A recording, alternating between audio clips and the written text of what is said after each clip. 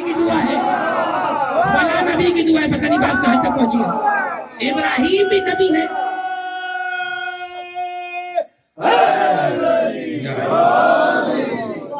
دیکھیے ابراہیم بھی نبی ہے۔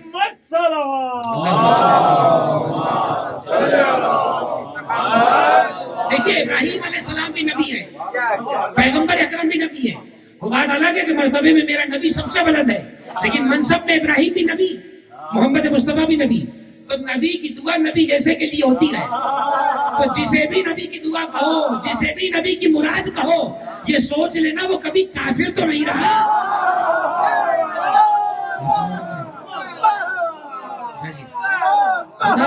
نبی کبھی جو ہے وہ کافروں کے لیے دعا نہیں کرتا ہے۔ کافروں کی ہدایت کی دعا ہو سکتی ہے، لیکن یہ نہیں ہوگا کہ کوئی نبی کی دعا بن جائے۔ یہ یہیں سے کاپی کیا گیا ہے۔ ابراہیم کی دعا ہے مصطفیٰ، ربنا وابعث فیہم، اے پروردگار ان میں ایک رسول کو مبعوث کر، بھیج دے، اسے قائم کر، اسے بنا دے، جو بھی لفظ ترجمہ کرے۔ ربنا وابعث فیہم رسولا، پروردگار ان میں ایک ایسا رسول بھیج، یتلو علیہم آیاتک۔ صرف رسول نہیں مانگ رہے ابراہیم، رسول کو اس کے کام سمیت مانگا ہے۔ ایسا رسول، آپ کے ذہن میں آئے ہیں، میں تو فقط نتیجے سے نتیجہ آپ کے حوالے کرنا چاہ رہا ہوں۔ ربنا وابعث فیہم رسولا، پروردگار ان میں ایک ایسا رسول بھیج، یتلو علیہم آیاتک، جو تیری آیتوں کی تلاوت کرے، یعنی تیری آیتوں کی تلاوت کرے، کچھ اور نہ کرے۔ مراد یہی ہوا نا، تیری آیتوں کی تلاوت کرے، کچھ اور نہ کرے۔ وَيُعَلِّمُهُمُ الْكِتَابَ وَالْحِکْمَةَ، انہیں کتاب بھی سکھائے، حکمت بھی سکھائے۔ اور چوتھا منصب جو نبی اکرم کے لیے مانگا ابراہیم علیہ السلام نے، وَيُزَكِّيهِمْ، اور ان کا تزکیہ بھی کرے۔ وَكَانَ اللَّهُ بِكُلِّ شَيْءٍ عَلِيمًا، اور اللہ ہر چیز کو بہترین خوب طریقے سے جاننے والا ہے۔ دیکھیے ایک لفظ رسول بڑا معروف ہے، بڑا زبان سے عام ہے، ہم صبح شام کلمے میں، تشہد میں، نماز میں پڑھ رہے ہوتے ہیں، رسول رسول رسول۔ رسول کا معنی کیا ہوتا؟ رسول کا عام ترجمہ جب عمومی طور پہ کرتے ہیں، پیغمبر، پیغام رساں، بالکل ٹھیک ہے، میسنجر جسے کہا جاتا ہے، بالکل درست ٹھیک ہے۔ لیکن اگر میں رسول کا ترجمہ مدروک اردو میں، سابقہ اردو میں، یا یوں کہیے فصیح اردو کے اندر جو اصل اردو کی شکل تھی، اگر اس میں آپ اس سے پوچھیں رسول کا معنی کیا ہے، تو بڑا غیر مانوس لفظ ہے جو میں آپ کے سامنے پڑھوں گا، لیکن کوشش کروں گا کہ وہ غیر مانوس لفظ آپ تک مانوس کرانے میں کامیاب ہو جاؤں، تاکہ لفظ رسول کی اہمیت معلوم ہو، تب منصب رسالت کا مزہ آئے گا۔ لوگوں نے لفظ رسول کا ہی معنی ویسا نہ سمجھا جیسا سمجھنے کا حق تھا۔ دیکھیے متروکہ اردو میں، جو اردو آج کل ختم ہو چکی ہے اپنے یوں کہیے کہ اصول و ضوابط کے ساتھ، اس زبان میں ایک لفظ بولا جاتا تھا ایلچی۔ اب یہ انتہائی متروک لفظ ہے، انتہائی متروک لفظ ہے۔ اور آسان کر دے تھوڑا سا، ایلچی جب یہ لفظ تھوڑا سا اپگریڈ ہوا تو جب خطوط ایک جگہ سے دوسری جگہ بھیجے جاتے تھے تو اسی کو کہا جاتا تھا ڈاکیا۔ اب میں مجبور ہوں کہ یہ مثالیں پیش کرنا مجھے پڑ رہی ہیں تاکہ منصب کا کچھ تعارف کرانے میں کامیاب ہو جاؤں۔ پرانی اردو کے اندر رسول کو کہا، بھائی رسول عربی کا لفظ ہے نا، رسول کو اردو میں اپنی زبان میں دیکھوں تو کیا کہوں گا؟ ایلچی۔ ایلچی کا تھوڑا سا اپ گریڈ ورژن اگر آپ کے سامنے پیش کیا جائے تو وہ ہے ڈاکیا۔ اب آپ اندازہ لگائیے، اب تو چونکہ ظاہر ہے کہ ترقیوں کا زمانہ ہے، اب تو آپ جس سے چاہے پیغام بھیجتے، خطوط کا زمانہ ختم ہو گیا۔ وہ جو محبت خط کے انتظار کی ہوا کرتی تھی کہ کسی عزیز کا خط آ رہا ہے، وہ جو انتظار کی یوں کہیے کہ مٹھاس تھی، وہ اس ٹیکنالوجی کی پیروں تلے دب گئی۔ خط بھیجا ہے جناب ہندوستان اپنے عزیز کو، اب وہ جواب آئے گا تو اس کا انتظار ہوتا تھا۔ پہلے زمانوں میں یہ ہوتا تھا کہ جب بھی ڈاکیا کی پوسٹ رکھی جاتی تھی تو اس کے لیے کچھ کرائٹیریاز ہوتے تھے۔ ایسے نہیں کوئی بھی منہ اٹھا کر آ کہے کہ جناب مجھے آپ ڈاکیا رکھ لیں۔ سب سے پہلی چیز اس کی پریزنٹیشن، کہ وہ اپنے کو پیش کیسے کرے گا، جا کر کیسے خط لے گا، کیسے خط پہنچائے گا۔ کوئی جملہ کہنا چاہ رہا ہوں اگر سمجھ جائے۔ نمبر 2، اس کی کرائٹیریاز میں سے دوسرا ایک اصول یہ ہوا کرتا تھا کہ آیا جس سے خط لینے جا رہا ہے ان کی زبانی سے آتی ہے کہ نہیں، ان کی زبان آتی ہے کہ نہیں آتی ہے، خط لے گا۔ نمبر 2، رسول کا معنی ذہن میں رکھیے گا، رسول کہتے ہیں پرانی اردو میں ایلچی کو، ایلچی کا اپگریڈ ورژن ڈاکیا، جن سے لینے جا رہا ہے ان کی زبان بھی آتی ہو۔ جن کو پہنچانے جا رہا ہے ان کی بھی زبان آتی ہو. اگر وہ ان پڑھ ہو اور وہ کہتے ہیں ذرا پڑھ کے سنا دو تو ڈاکیا پڑھ کے سنانے کی حیثیت رکھتا ہو. اگر ڈاکیا بھی خود ان پڑھ ہو تو بھیجنے کا فائدہ نہیں ہے.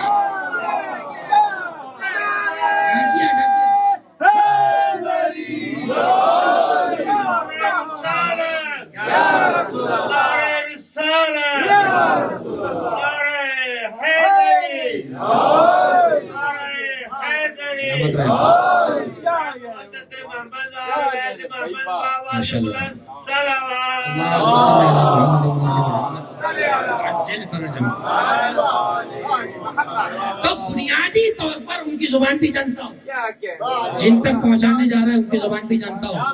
اچھا صرف زبانیں جاننا کافی نہیں ہے, امین بھی ہے. ہمارا خط کھول کے تو نہیں پڑے گا,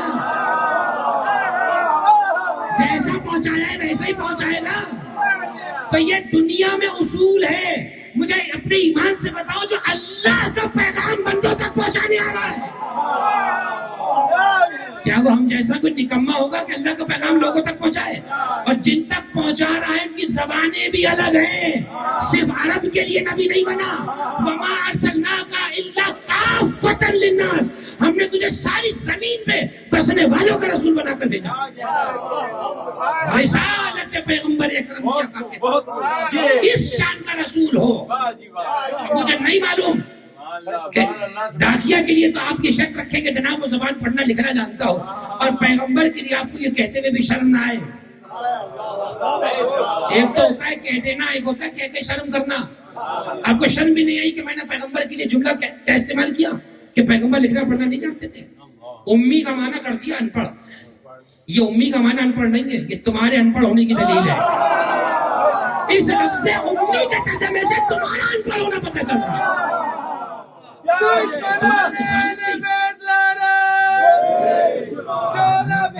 اس پہ بھی لانا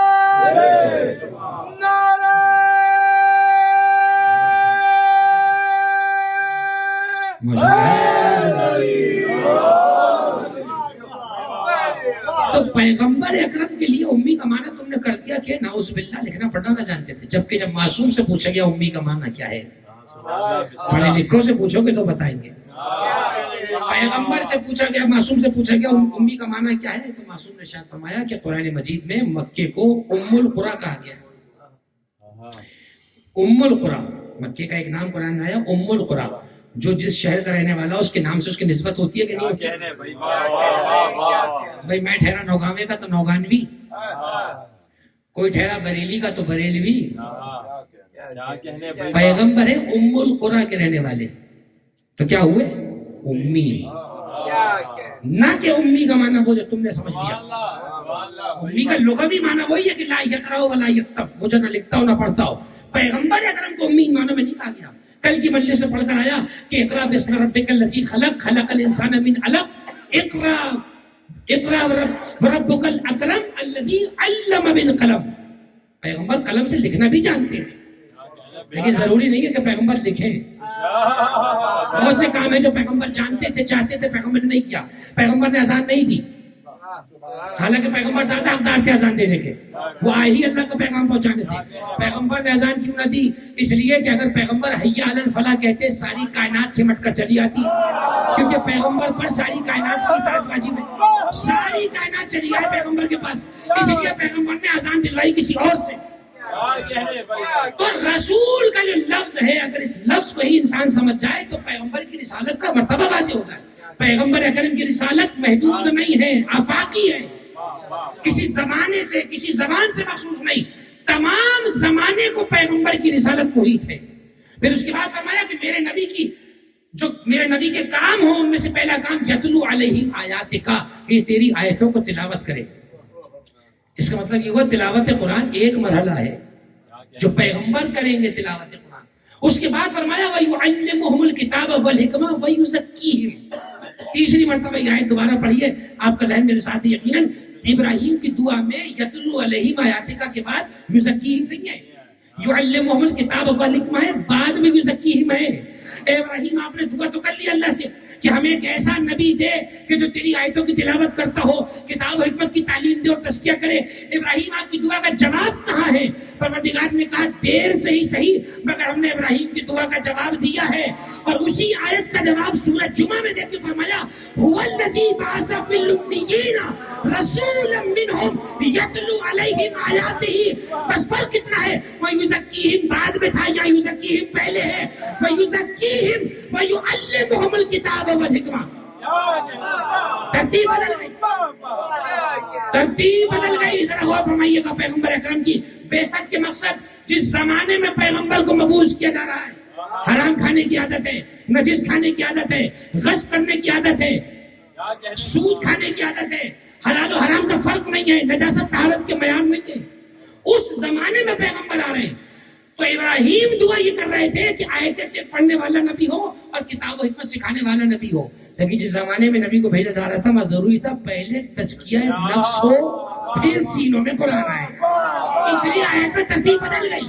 هو الذی بعث فی الامیین رسولا منہم یتلو علیہم آیاتہ ویزکیہم. پہلے تزکیہ نفس کریں گے محمد. تزکیہ نفس تمہارے باطن کو صاف کرنا, تمہارے دل سے کدورتیں نکالنا, تمہارے دل سے کفر و شرک نکالنا, تمہارے دل سے وسوسے نکالنا, تمہارے دل سے ہر وہ چیز نکالنا جو مومن کے شایع نشان نہ ہو. یزکیہم. اب یہاں روک رہا ہوں بات. اب اپنے ایمان سے بتائیے, یزکیہم کی منزل پہ پیغمبر فائز ہے. اللہ نہیں کرے گا تزکیہ, لفظ یزکیہم نبی تزکیہ کرے.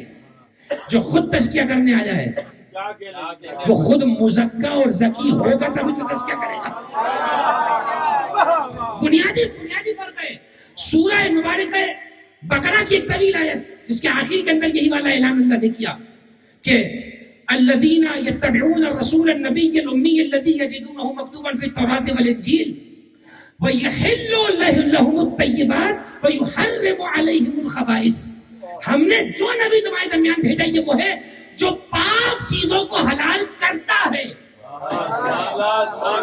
دیکھیے ایک باریکی کو ملاحظہ فرمائیے گا, پاک چیزوں کو حلال بتاتا نہیں ہے, پاک چیزوں کو حلال کرتا ہے. حلال اور حرام میں تفریق وہی کر سکتا ہے جسے پہلے حلال و حرام پتا ہو. تو مجھے بتاؤ, جب نبوت آنے سے پہلے حلال و حرام میں تمیز رکھتا ہے تو تم جیسا کیسے ہو گیا؟ تم جیسا کیسے ہوا؟ یحل لہم الطیبات ویحرم علیہم الخبائث. پاک چیزوں کا حلال بتائے گا, خبیث چیزوں کا حرام بتائے گا. اور صرف یہ نہیں کرے گا, وَيَضَعُ عَنْهُمْ إِسْرَهُمْ وَالْأَغْلَالَ الَّتِي كَانَتْ عَلَيْهِمْ. اور دور جاہلیت کی جو رسومات تمہارے گلوں میں پڑی ہوئی تھی ان سب کو تم سے دور کرے گا. تو خود دور جاہلیت کی رسومات میں ملوث نہیں ہوگا تبھی تو کرے گا. اگر وہ خود ملوث رہا تو کوئی پڑھ کے کہہ دے گا محمد تم بھی تو یہی کرتے تھے. اتنا ستھرا نبی بنا کے بھیجا کہ کوئی نبی کے کسی کام پر اعتراض نہ کر سکے. اور پھر اس کے بعد کا جملہ ہے, فرمایا فَالَّذِينَ آمَنُوا بِهِ وَعَزَّرُوهُ وَنَصَرُوهُ وَاتَّبَعُوا النُّورَ الَّذِي أُنزِلَ مَعَهُ أُولَٰئِكَ هُمُ الْمُفْلِحُونَ. فرمایا پس جو اس نبی کی تعظیم کرے, اس کی مدد کرے اور اس نور کی پیروی کرے جو اس کے ساتھ ساتھ اترا ہے. یہ بات جا رہی ہے نبوت سے امامت تک. صرف نبوت کی تعظیم نہیں چلے گی, اس نور کی بھی پیروی ہو جو مصطفیٰ کے ساتھ نازل ہو رہا ہے. اس نور کی پیروی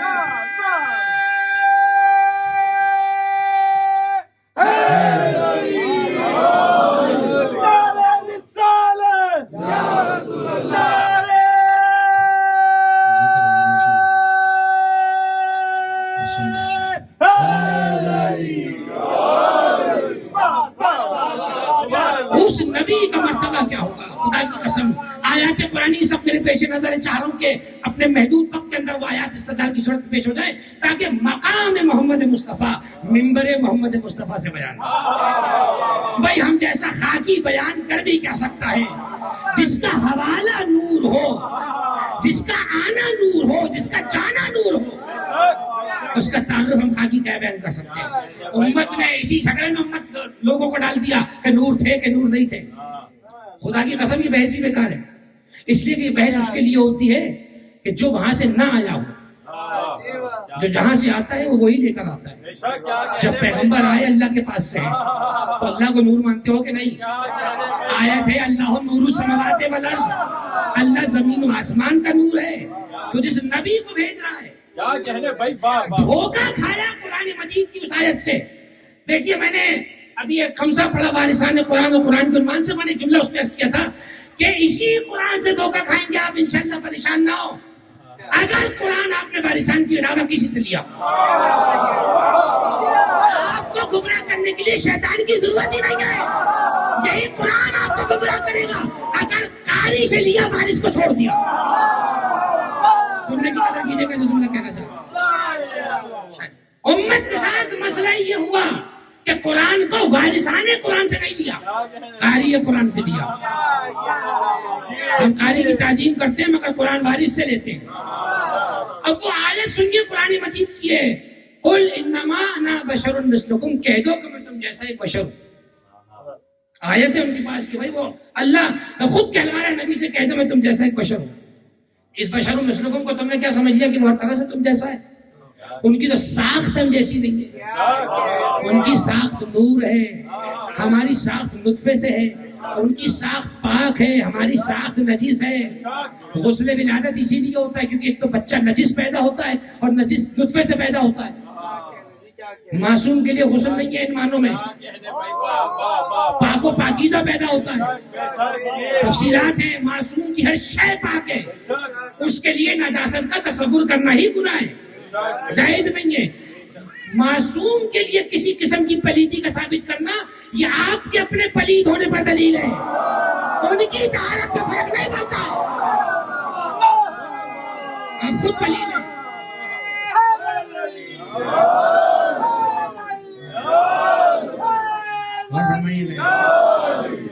یہ نبی ہمیں پاک و پاکیزہ کرنے آیا ہے.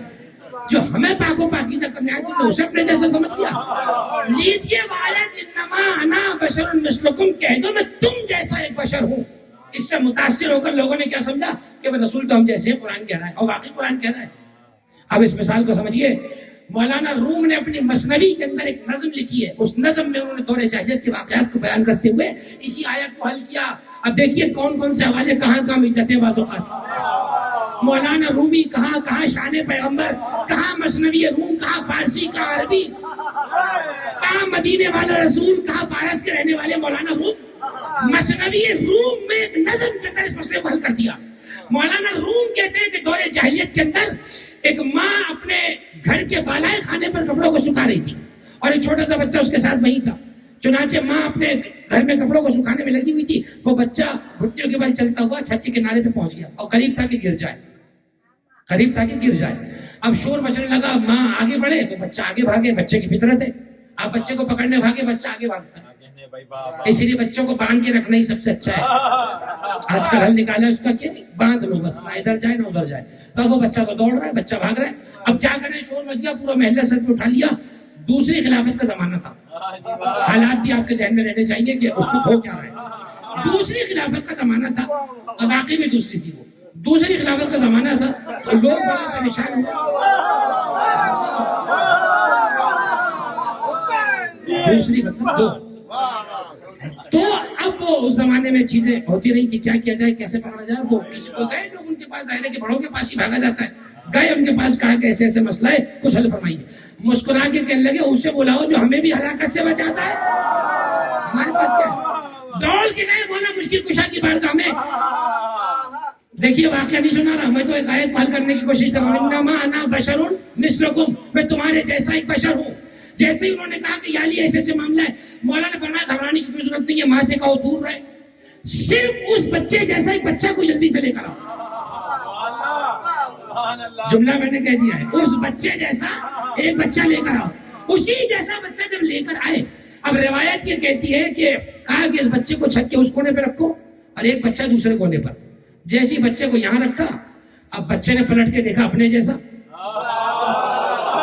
کہہ دو میں تم جیسا ایک بشر ہوں. بچے نے جیسی اپنے جیسا دیکھا تو فوراً کونیوں کے بل چلتا وہ اس کے قریب آ گیا. ماں نے پکڑ لیا. مولانا روم کہتے ہیں یہ جو آیت ہے نا کہ میں تم جیسا بشر ہوں، اس سے مراد یہ نہیں ہے کہ اٹھنے بیٹھنے میں تم جیسا بشر ہوں. میں دکھنے میں تم جیسا بشر اس لیے بنایا گیا تاکہ تمہیں دیکھ کر یہ سبق حاصل ہو جائے کہ تم ہلاکت کی طرف کیوں ڈوبے جا رہے ہو. دیکھو میں ہلاکت سے بچانے والا بن کر آیا ہوں. میں ہلاکت سے بچانے والا، میں ہوں ہلاکت سے بچانے والا. تو یہ شرافت تو نہیں ہوئی کہ وہ آیا آپ کو ہلاکت سے بچانے, آپ نے کہہ دیا کہ ہم ہی جیسا.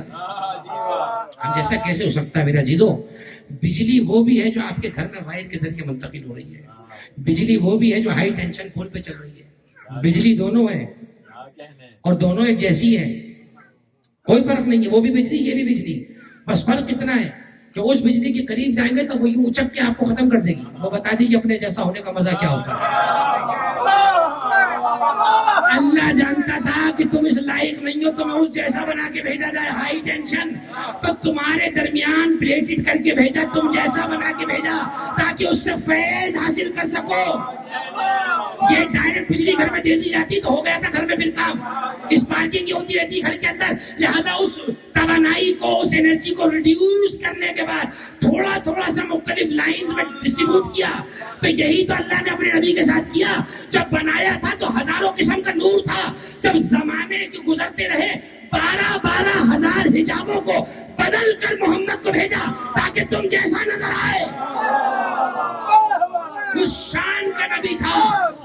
اگر ویسا بھیج دیا جاتا تو جانے انسان کس منزل پہ ہوتا اور کس منزل پر انسان پہنچا جاتا.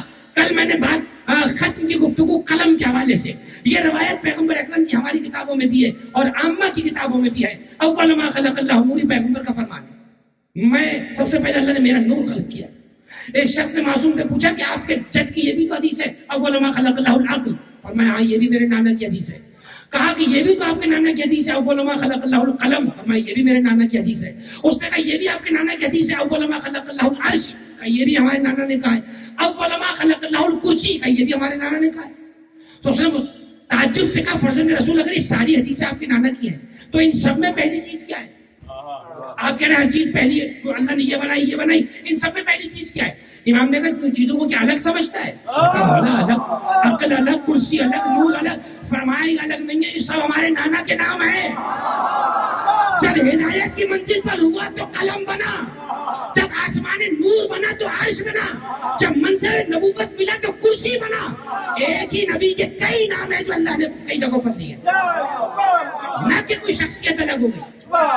نور پیغمبر کا تذکرہ اگر آپ دیکھیں, اس شان کا نبی جب زمانے میں بھیجا, اس شان سے سجا کر بھیجا کہ وہ ان منصبوں کو لے کر آیا. یتلو علیہم آیاتہ, آیتوں کی تلاوت پیغمبر کر کے سنائیں گے.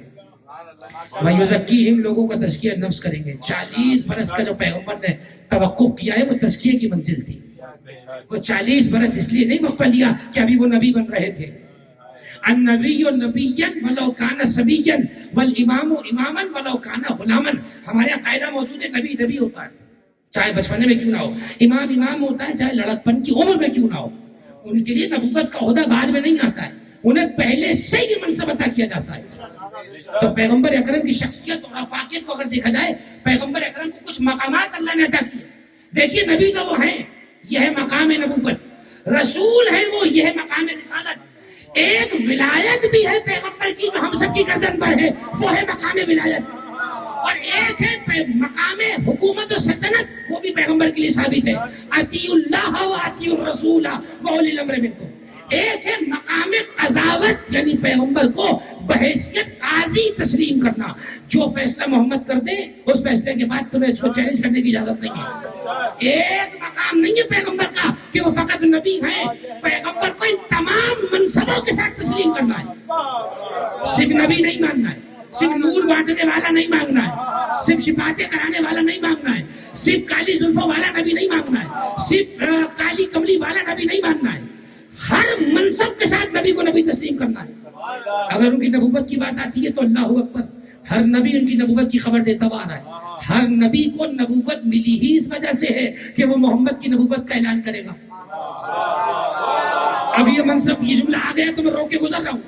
تمام نبیوں کو نبوت ملی اس لیے کہ وہ محمد کی نبوت کا اعلان کریں, اور محمد کی اپنی نبوت بچی اس لیے کہ ولی کی ولایت کا اعلان کریں. یہ بڑا ناگزیر ہے. اگر یہ بات نہیں ہے تو مجھے بتائیے.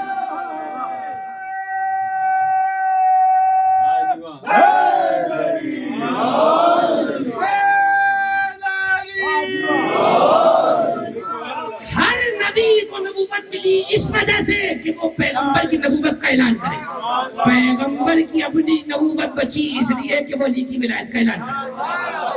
دیکھیے اس بات کو جتنا جلدی ہم سمجھ جائیں گے ہماری بہتری ہے. اس میں رسول اور علی کا کچھ نہیں جا رہا ہے. اس میں زیادہ ٹائم سوچنے میں مت لگائیے گا, قبر قریب ہے. اس میں سوچنا کیا ہے, ہمارے تو طے ہے یہ والی بات. وَإِن لَمْ تَفْعَلْ فَمَا بَلَّغْتَ رِسَالَتَهُ. یہ آیت کیسے نکالیں گے قرآن سے؟ حبیب اگر تم نے علی کو مولا نہیں بنایا, ہم سمجھیں گے رسالت کا کام مکمل نہیں ہوا. دیکھیے بات جا رہی ہے نبوت سے امامت تک. پیغمبر نے اپنی نبوت کو احسن طریقے سے نبھایا, لیکن پیغمبر اکرم کی نبوت کی بقا ہے ولایت علی. پیغمبر کی اپنی نبوت کا دار و مدار ہے علی کی ولایت کے اعلان پر. اس لیے کہ ولایت علی کوئی الگ سے منصب نہیں ہے, کار نبوت کے تسلسل کا نام امامت ہے. اس کو سمجھ لیں بہت آسانی سے میرے دوست. کار نبوت کے کام کی کنٹینیوٹی کو امامت کہا جاتا ہے. امامت کوئی الگ سے منصب نہیں ہے. امام کسی الگ سے شریعت کا دعوے دار نہیں ہے. امام پہ کوئی الگ سے وحی نہیں اترتی. امام کوئی نیا حلال و حرام نہیں بتائے گا. امام اسی حلال و حرام کو امپلیمنٹ کروائے گا جو حلال و حرام نبی پہ نازل ہوا ہے. بس سیکیور طریقے سے اس کی امپلیمنٹیشن کا نام امامت ہے. انسیکیور میں آپ نے دیکھے میں کون کون سے, یہ بھی آ گیا, وہ بھی آ گیا, یہ بھی آ گیا. ہم نے تو اصول پکڑا ہوا ہے, یک گیر محکم گیر. ایک کو پکڑو, مضبوطی سے پکڑو. ہم نے غدیر میں جسے تھاما تھا آج تک اسی کو تھاما ہوا ہے. اسی لیے ہمارے کو مسئلہ نہیں.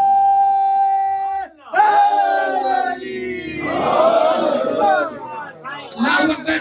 پیغمبر اکرم کی سیرت اگر آپ ملاحظہ فرمائیں, میں کس گوشے پر بات کروں, ایک عجیب گوشہ پیغمبر اکرم کی سیرت کا, پیغمبر کی شخصیت کی یہ والی چیز اگر ہم اپنے اندر لائیں. روایات میں یہ لکھا ہے پیغمبر کے عادات و اطوار, پیغمبر کا رہن سہن. ایک عجیب روایت میرے مطالعے میں کل ہی پرسوں یہ آئی روایت میں نے پڑھی تھی. روایت میں یہ ہے کہ کانا رسول اللہ ينفق علی الطیب اکثر مما ينفق علی الطعام. کیا عجیب روایت ملی ہے. شاید یہیں سے عطر کا جو ہے وہ کاروبار بھی بہت زیادہ بڑھا ہے اسی حدیث سے. ہماری روایات میں کہ اللہ کے رسول کھانے سے زیادہ عطر پہ خرچ کرتے تھے, خوشبو پر, عطریات. تو اب روایت میں یہ ہے کہ وَإِذَا مَرَّ أَحَدٌ فِي الطَّرِيقِ الَّذِي يَمُرُّ بِهِ رسول اللہ قبل یومین اور 3 ایام. روایت میں ہے کہ جس جگہ سے پیغمبر 2 یا 3 دن پہلے گزرے ہوتے تھے اور کوئی شخص وہاں سے گزرتا تھا, فَيَظُنُّ أَنَّ هَذَا الطَّرِيقُ مَرَّ بِهِ رسول اللہ, وہ فوراً سمجھ جاتا تھا یہاں سے اللہ کے رسول گزرے. خوشبو ذات پیغمبر, اور یہ خوشبو کسی عطر کے لگانے کی نہیں تھی, یہ وجود پیغمبر کی خوشبو ہے. ہمارا سلام ان صحابہ پر جن کو ٹھیلوں میں بکتا ہوا عطر نہیں, پیغمبر کے پسینے کا عطر نصیب ہوا.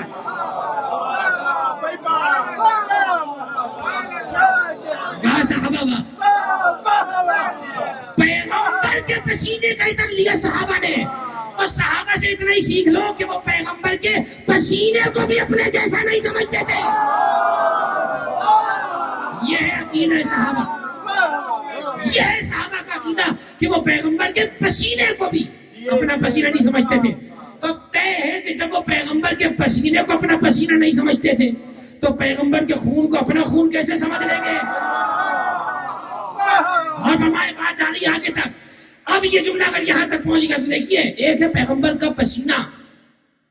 علماء نے کتابیں لکھی اس موضوع پر پوری لطائف جسد پیغمبر, پیغمبر کے جسم کی خوبصورت روایات, کچھ باتیں جو پیغمبر کے جسم مبارک کے حوالے سے, ان میں سے ایک روایت کی طرح جو میں نے بیان کی. پسینہ آپ جانتے ہیں جسم کی فاضل شے ہوتا, نمکیات ہیں جو پسینے کی صورت میں آپ کے مسام سے, آپ کے اسپاٹ سے باڈی کے خارج ہوتی ہے. یہ فاضل چیز ہے, جس کی فاضل چیز اتنی خوشبودار ہو. اچھا میں ایک جملہ اور ہاتھ جوڑ کے کہوں یا رسول اللہ, میں نے سمجھانے کے لیے فاضل کہا ہے, ورنہ آپ کے وجود میں فاضل کچھ ہے ہی نہیں. آپ کے وجود میں جو ہے وہ کامل ہے. فاضل میں نے سمجھانے کے لیے کہا ہے. فاضل کہتے ہیں جسم کی بچی ہوئی وہ چیز جو بظاہر کسی کام کی نہ ہو. پیغمبر کا پورا وجود کامل ہے. کامل نہیں, اکمل وجود ہے پیغمبر کا. یہ ہمارا عقیدہ شان پیغمبر کے بارے میں. یا رسول اللہ, جب آپ کے پسینے کی یہ شان ہے तब उनका मर्तबा क्या होगा जिन्हें आप कह दें कि दमों का दमी। बात आगे बढ़ रही है, लहमों का लहमी। ए अली, तेरा गोश्त मेरा गोश्त है, तेरा खून मेरा खून है। देखिए जुमले से बात आगे जाएगी अपने मनसब तक, अपने मौजू तक। ये है जुमला रसूलुल्लाह का तमाम अहले बैत के लिए। दुआए नुदबा के अंदर एक फिक्रा आता है, या अली खालतुल ईमान फी लहमे का कमा खालता फी लहमी। अली, तेरे गोश्त में खून में ईमान ऐसे घुल मिल चुका है जैसे मेरे खून में घुला मिला। अली सिर्फ जबान के कहने से कुल्ले ईमान नहीं है, अली के बदन का हिस्सा है ईमान, जुज़्व बदन है अमीरुल मोमिनीन ईमान। अगर ये जुमला पहुंच गया तो अब एक जुमला जो अमीरुल मोमिनीन ने एक मर्तबा इमाम हसन के लिए कहा, ज़ानू पे बैठे हुए, फरमाया या बुनई इन्नल ईमान खालता फी लहमिका कमा खालता फी लहमी। ए बेटा हसन, ईमान तेरे बदन में ऐसे घुल मिल चुका है जैसे मेरे बदन में मिल चुका है। अली के लिए है पैगंबर की सनद, हसन के लिए अली की सनद। हम तो तहारत में भी सनद के कायल हैं। सलामत रहे हम तहारत में।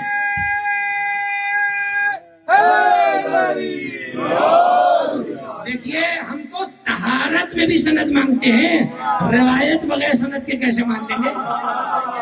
शान पैगंबर में हो, शान अहले बैत में हो, पहले सनद पेश करो।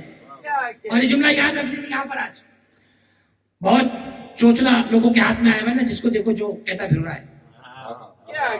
और ये दीन की गुर्बत है। और ये आप मुझसे सुन लीजिए, आप इससे चाहे ब्रेकिंग न्यूज समझे या कुछ भी समझे, इससे ज्यादा खराबी ये पैदा होनी है। इसी अच्छाई की उम्मीद में नहीं रहे आप। ये मैं खुदा ना खास्ता बद्दुआ नहीं दे रहा, आप हकीकत की तरफ आगाह कर रहा हूँ। उसमें हमने क्या करना है, उसमें हमने अपना रोल प्ले नहीं करना है। हमने कम से कम एक सेफ साइड पे रहना है। और सेफ साइड जो मासूम ने बताई वो क्या, अल्लाहुम्मा सब्बित कल्बी अला दीनिक, अल्लाह मेरे दिल को दीन पे साबित रख। दुनिया जो कहती रहे, बहुत शदीद संगीन इख्तलाफात ज़हूर इमाम ज़माना के करीब से करीब तर होंगे और दरमियान में से ही उठेंगे। बाहर से कोई तीसरी कुव्वत नहीं आएगी। इस वक्त हमें तबाह करने के लिए हम खुद काफी हैं, किसी को कोई जरूरत नहीं है बाहर से एफर्ट्स करने की। हर मोमिन बहुत होशियार रहे, ज़ीरक रहे, समझ कर काम करे कि जुबान ठीक है बोलने के लिए, लेकिन हर वक्त बोलने के लिए भी नहीं है। कभी इसका चुप रखना भी अच्छा है, उंगली चलने के लिए लेकिन हर वक्त चलने के लिए भी नहीं है। कभी इसको बंद भी रखना। बहुत खतरनाक जमाना गुजर रहा है, आपको नहीं मालूम कितना जो है वो नींद हमारी हराम हुई है, बर्बाद हुई है, सुकून चैन खत्म हुआ है इस वक्त मोमिनीन की परेशानी देखकर और चीजें देखकर। और दुआ ये है कि खुदावंद मुताल हालत ईमान में, मुझे अपने लिए कह रहा हूँ मैं, कि हालत ईमान में दोबारा आप सबकी ज़ियारत नसीब फरमाए। दोबारा आप इसी तरह इन फर्श अज़ा पर जमा हो। ये मजलिस, ये फर्श, ये अकीदत, ये मोहब्बत, ये वक्त, ये खर्चा इसलिए नहीं होता है कि आप अहले बैत अलैहिस्सलाम के जिक्र को जो है वो इधर उधर लेकर जाएं। ये जो लोग जमा करते हैं, जो बुजुर्ग चल कर आते हैं, ये जो बच्चे अपनी जॉब से आते हैं, इसलिए आते हैं कि कुछ अकीदे में इजाफा हो। अकीदे में चोरी के लिए नहीं आते, अकीदे में तो खुदावंद मुताल हमारी भी जुबान से कही कोई ऐसी बात जो जरा सा भी शान पैगंबर अकरम और शान अहले बैत के हक में ना हो, तो इनका जो तसव्वुर नहीं कर सकता कोई शिया। याद रखिए, ये लफ्ज बहुत हार्ड होता है, इसको जरा संभाल के रखा करें। फौरन नहीं, तौहीन तौहीन तौहीन तौहीन, इसको संभाल के रखा करें। तौहीन का जो नतीजा निकलेगा वो बहुत खतरनाक है। बुजुर्ग उलमा से पूछेगा अहले बैत की तौहीन की सजा क्या है शरीयत अहले बैत में, तो बहुत संभाल के लफ्ज। मैं तो आम शिया के बारे में, मोमिनीन के बारे में गुमान रखता हूँ कि वो कभी अहले बैत की तौहीन का सोच नहीं सकता। शिया ही कैसा हुआ जो तौहीन कर रहा है? हम तो बात ये कर रहे हैं, मौला हमारी जुबान से कोई जुमला वो ना निकले जो आपकी शान में कम हो, कम हो। इसीलिए तो हम अपनी बात नहीं करते, हम बात करते कुरान की या फरमाने पैगंबर की। बात आ गई उस मकाम तक जहां से बात को आगे बढ़ना है। या अली, ईमान तुम्हारे खून में ऐसे मिला हुआ है जैसे मेरे खून में। अब अली को मोमिन कहना ये बचपना है। अरे ईमान उनमें मिला हुआ है, तेरे खून में पलीदी है, नजासत है, बीमारी है, वायरस है, उसके खून में ईमान मिला हुआ है। जुमला कह दूं आपकी खिदमत अगर कबूल फरमाए, अली खंदक में कुल्ले ईमान नहीं बने, अली जब से है कुल्ले ईमान है। रखिएगा बात, खंदक का इंतजार न कीजिएगा, بہت سے تو خندق کے بعد بھی سوچ رہے ہیں علی کل ایمان کہیں یا نہیں کہیں. میں تو آپ سے کہہ رہا ہوں بھائی علی خندق سے پہلے کل ایمان ہے, علی غدیر سے پہلے مولا ہے, علی مومنوں کے ہونے سے پہلے امیر المومنین ہے, علی تراب سے پہلے ابو تراب ہے, علی متقین سے پہلے امام المتقین ہے. ہم اس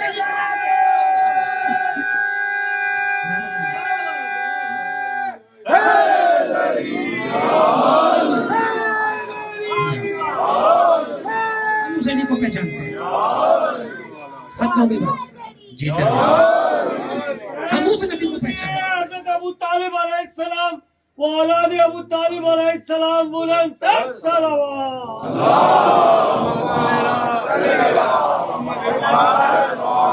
ختم ہو گئی بات اس مقام پر.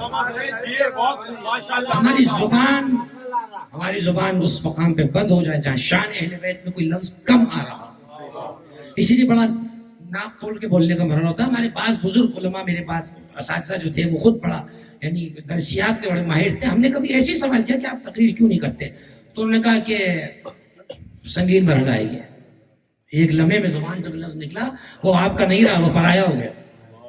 اب دیتے رہے صفائیاں بعد میں آپ, اس لیے پہلے تولو پھر بولو.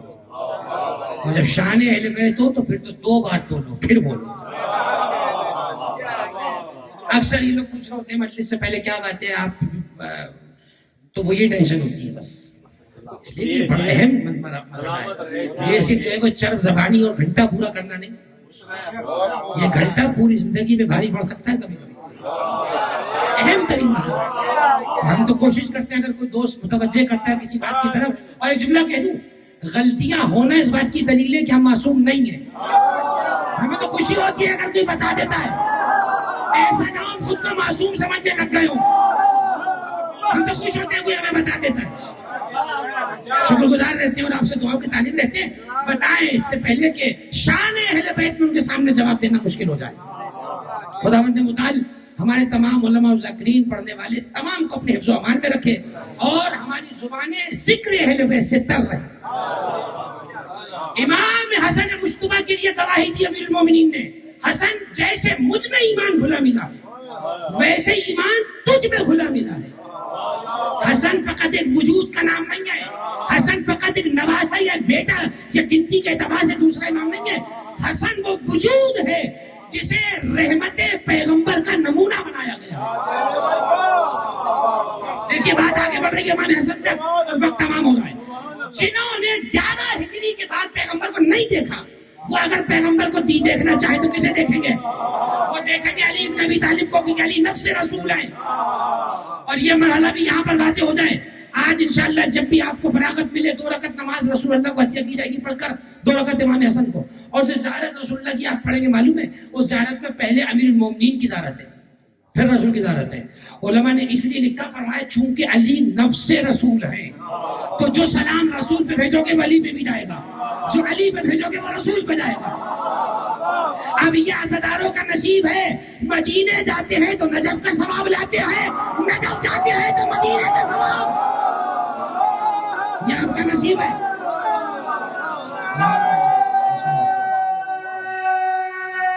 جیتے رہے